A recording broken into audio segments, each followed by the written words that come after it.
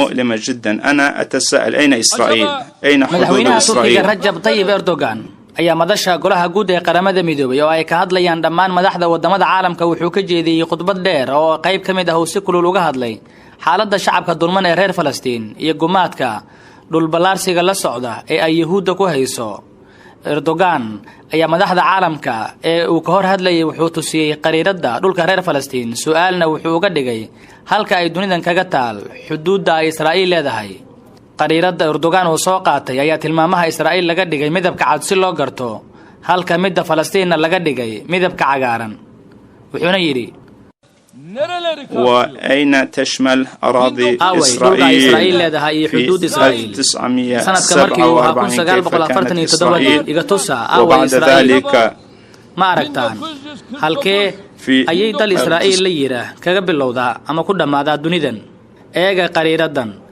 meeday Israa'iil 1947 xagee bay Israa'iil hadda ku sugan tahay qaasatan intii u dhaxaysay sanadihii u dhaxeeyay 1949 iyo 1967 ila arka marba marka ka dambaysa waa isa sii balaarinayaan Israa'iil dhulka shacabka Falastiinna waa lagu sii fidayaa. إسرائيل تتوسع تنمو بينما فلسطين تتقلص أراضيها. واليوم الحالية ما أنت حالة لتاغين هاي فلسطين وسيبا بيسا معدومة أيضا تكاد تكون غير موجودة. madaxweynaha Turkiga wuxuu soo jiitay inta ugu badan dareenka madaxda shirka joogta iyo dadiyowga caalamka intiisa kale kala socda. markii uu dhameeyay sharaxaadda xadgudubida Israa'iil ayuu Erdogan wuxuu weydiiyay su'aalo isxigxiga golaha guud ee qaramada midoobay wuxuuna yiri إذن تحت هذا السقف نحن هذه القرارات إذا كنا لا نستطيع أن نكون مؤثرين وين shirka golaha guud ee qaramada midoobay waxaan joognaa inaan soo saarno qaraaro aan saameyn lahayn. marka goorme ayaad maleynaysaan ama halkee ayaad maleynaysaan in cadaaladdu ay ka guuleysan karto? Israa'iil iyo Mareykanka iyo madaxweynaha Turkiga Rajab Tayyip Erdogan wuxuu ku eedeeyay inay ku mashquulsan yihiin faragelinta iyo weerarada tooska ah ay ku hayaan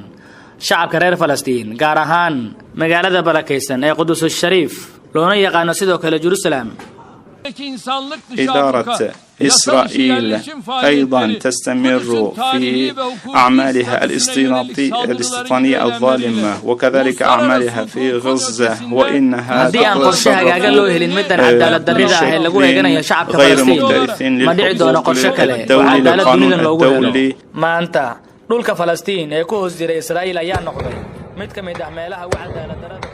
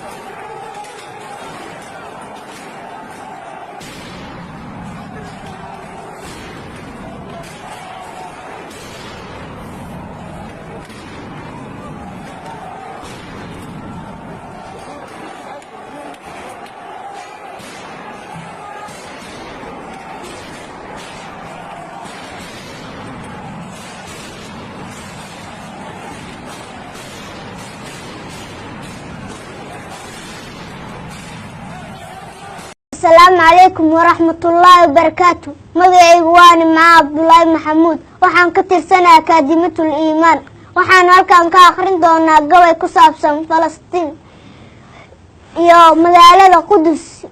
لواتذا كدعيسو قرنيادا الدنيا سيقا الله خلداياي قرح موقتي دونا يا سعبكو قرن تيدا أولي سيقاب دارن عرور قصة كل آياني qudustayni may leeyihiin haddana qusulha laga taago qarniyadii saxaabadii yuhuud qooqa may qabine qaybar bay xasuustaan sidii qoomka loo galay Khaalid bin Waliid baa kurtood qaaqa siin jiray qisadoodu waa caan nimanka qudus dhacayaane waa qoom rusushii dhibay dhammaan qarniyadii hore qalad bay ku laayeen nebiyo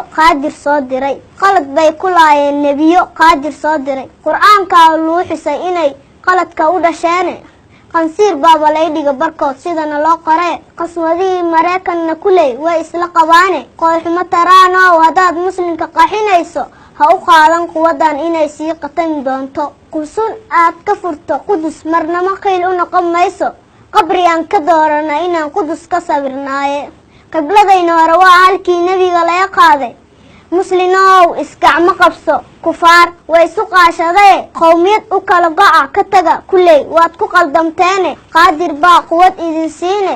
qudus iyo aqsa waa dhul aan marnaba quureenin falastiin qaas uma laho muslimna ma qaybsamee qudus aan u heelino hadduu qalbi saxnu yaalo